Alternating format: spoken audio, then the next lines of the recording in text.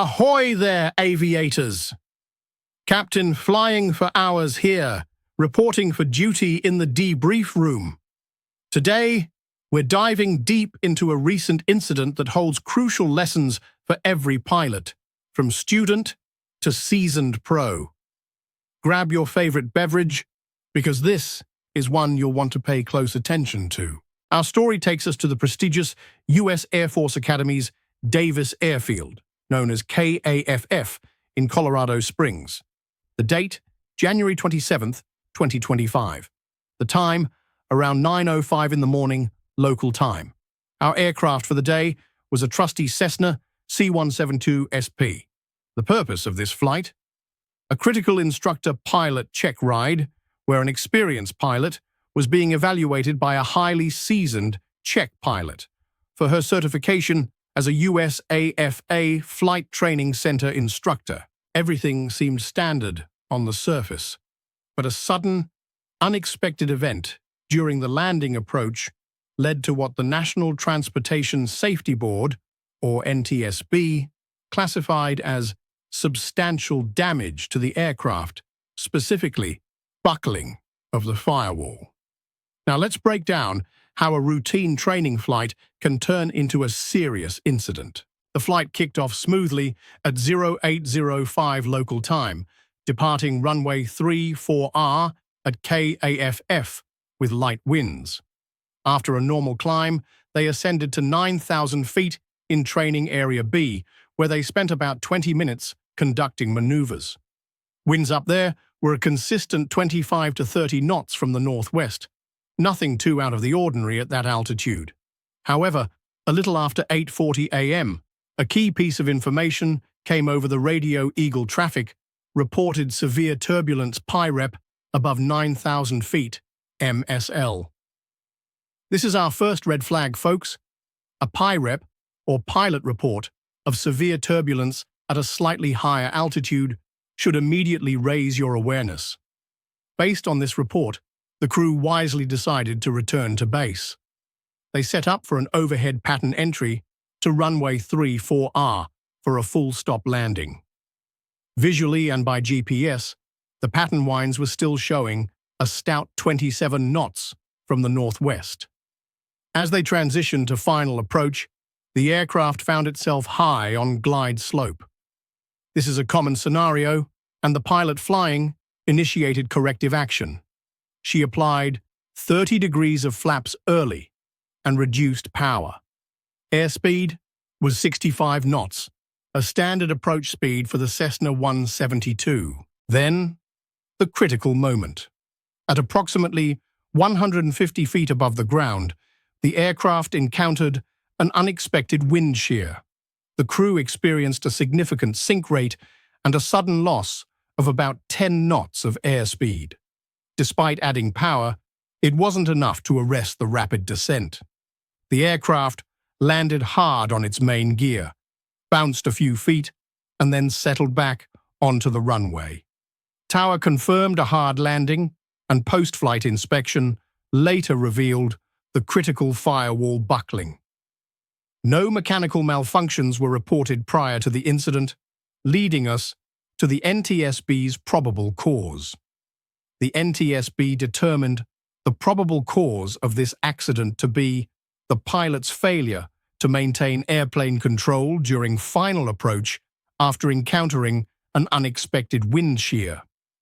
Now, before anyone jumps to conclusions, it's crucial to understand that failure to maintain control isn't always about a lack of skill, but often about an unexpected environmental challenge combined with a response that, in hindsight, exacerbated the situation.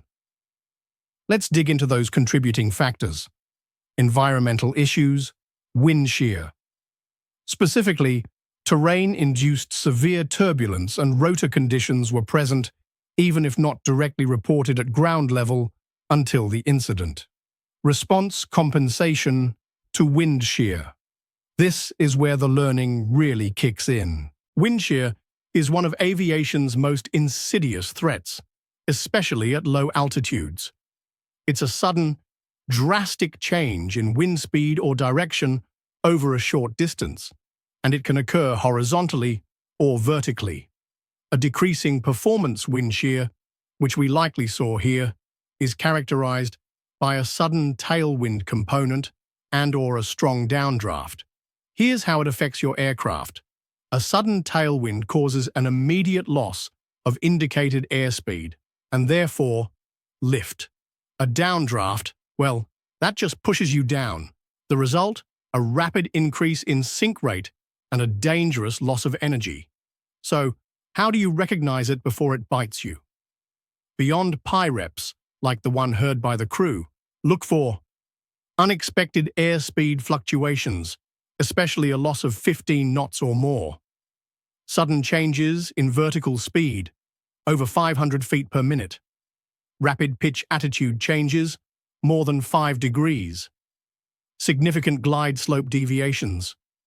Unusual power settings required to maintain the approach. If ATC gives you a low-level wind shear alert system or LLWAS report, or other pilots report wind shear or severe turbulence in your vicinity, consider it a huge warning. This is the core of our debrief. What can we do to avoid this and recover if it happens? 1. Go around for unstabilized approaches and high glide slopes. Being high on glide slope is a common issue. The pilot's immediate reaction, adding flaps and reducing power, is standard for correcting a high approach. But if you're already high and you encounter unexpected wind shear, these actions can put you in an even worse spot. Increased drag from flaps and reduced thrust from power cuts can rapidly bleed off precious energy, making it much harder to recover when a strong downdraft or tailwind hits. The best defense against an unstable approach, especially when turbulence or wind shear is suspected, is to go around. Don't try to salvage it. The FAA recommends a go-around if your approach isn't stabilized by 500 feet AGL in VFR conditions. This incident perfectly illustrates why. 2. Wind shear escape maneuver. This is not a normal go-around. If you unexpectedly encounter wind shear, particularly a decreasing performance shear, on final approach at low altitude, you need to execute an emergency wind shear escape maneuver. This is different from a standard go-around. Your priorities shift dramatically. Power. Immediately apply maximum takeoff power. Don't hesitate.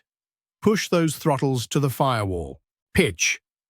Simultaneously, pitch up aggressively.